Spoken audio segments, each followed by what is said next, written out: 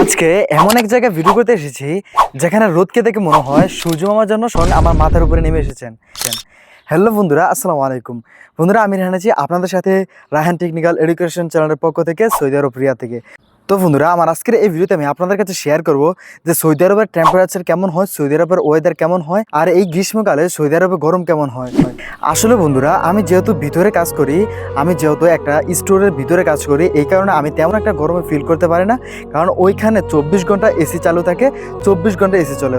রুমে আসার পর রুমে এসি চলে, আবার গাড়িতে থাকলেও গাড়িতে এসি চলে।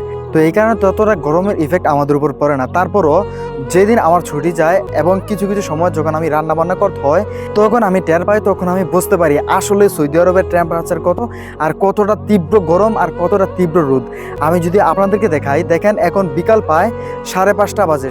এখন প্রায় 5:30 বাজে, তারপরে দেখেন রাস্তাঘাটে কোনো মানুষ নাই, চারদিক কেমন শূন্যতা শূন্যতা থাকে, কোনো মানুষ থাকে না। এদেশে সবসময় সৌদিরা রাত্রে বাইর হয়, রাত্রে ঘোরাফেরা করে।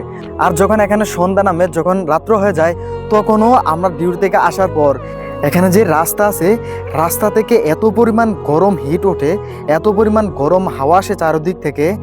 বাংলাদেশে যেমন চারদিক থেকে ঠান্ডা বাতাস আসে, আর আমরা ওই ঠান্ডা বাতাসে গিয়ে বসে থাকি, যেখানে একটু ঠান্ডা বাতাস হয়, যেখানে বাতাস আসে সেখানে গিয়ে বসে থাকি নিচের গাটাকে একটু ঠান্ডা করার জন্য, শরীরটাকে ঠান্ডা করার জন্য।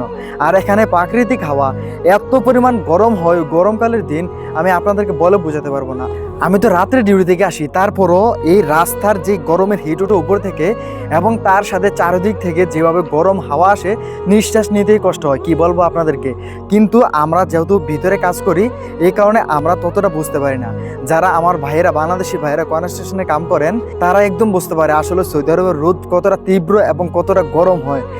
তো আপনারা সবাই আমাদের সকল প্রবাসী ভাইয়ের জন্য দোয়া করবেন, যারা বাইরে কাজ করে তাদের সকলের জন্য দোয়া করবেন। মহান আল্লাহ তাআলা যেন তাদের সবাইকে সুস্থ রাখে। এবং দেখবেন অনেকে টিকটকে এবং ফেসবুকে মাঝে মাঝে রিলস আপলোড দেয় যে তাদের নাকি দিয়ে নাকি রক্ত বার হয়। গরমকালে অনেকেরই প্রায় এই ঘটনাটা হয়, তাদের নাকি দিয়ে অনেক সময় রক্ত আসে একটু একটু করে। এটা তেমন কোনো বিষয় না, তীব্র গরমের কারণে মাঝে মাঝে একটু একটু হয়। দেখবেন এখন গরমকাল এসেছে, আবার অনেকে ভিডিও আপলোড দিবে, অনেকে রিলস আপলোড দিবে, অনেকে টিকটকে আপলোড দিবে ভিডিও যে তাদের নাকি দিয়ে রক্ত বেরোচ্ছে ডিউটি করার পর। তো এরকম ঘটনা অনেক ঘটে থাকে। তো আপনারা সকলে প্রবাসীদের জন্য দোয়া করবেন। তো আশা করি আপনারা সকলে বুঝতে পেরেছেন গরমকালে সৌদি আরবের গরম কতটা তীব্র হয়। আমি যদি আপনাদেরকে আরও একটু দেখাই, এই যে দেখেন, আমি এক রাস্তা চেঞ্জ করে আরেক রাস্তায় এসে গেছি। গাড়িও তেমন একটা চলাফেরা করে না এখানে, শুধু যারা ডেলিভারি ম্যানের কাজ করে তারা শুধু একটু গাড়ি দিয়ে চলাফেরা করে, মানে বাসায় থেকে সৌদিরা অর্ডার করে। আর ডেলিভারি ম্যান যারা আছে, যারা অর্ডারটি পৌঁছে দেয়, তারা শুধু গাড়ি নিয়ে ঘোরাফেরা করে। চারদিকে একদম মানুষ শূন্যতা মনে হবে আপনাদের কাছে। তো বন্ধুরা, যেহেতু আজকে আমার ছুটির দিন এবং আমার ভিডিও টপিক ছিল সৌদি আরবের গরম কেমন হয়, সৌদি আরবের গরম কতটা তীব্র হয়, আপনাদেরকে দেখানোর উদ্দেশ্য ছিল। আশা করি আপনাদের সকলকে দেখাতে পেরেছি। এখন আমি ভিডিও করেছি এই কারণে রোদ্রে এসেছিলাম, আমার গা চলতেছে, এখন তাড়াতাড়ি আমার রুমে যেতে হবে। তো আপনারা সকলে আমার জন্য দোয়া করবেন এবং আমার এই ভিডিওটি অবশ্যই শেয়ার করে দেবেন, ভিডিওতে লাইক দিয়ে দিবেন। পেজ থেকে দেখে থাকলে পেজটিকে ফলো দিবেন, চ্যানেল থেকে দেখে থাকলে চ্যানেলটিকে সাবস্ক্রাইব করে রাখবেন। তো বন্ধুরা, আপনাদের জন্য এত কষ্ট করে ভিডিওটি বানিয়েছি, আশা করি আপনারা সকলে ভিডিওটি শেয়ার করে দিবেন। আজকের মতো এখানে বিদায় নিচ্ছি, দেখা হবে পরবর্তী কোনো একটা ব্লগে। ততক্ষণ সবাই ভালো থাকবেন, সুস্থ থাকবেন, আল্লাহ হাফেজ।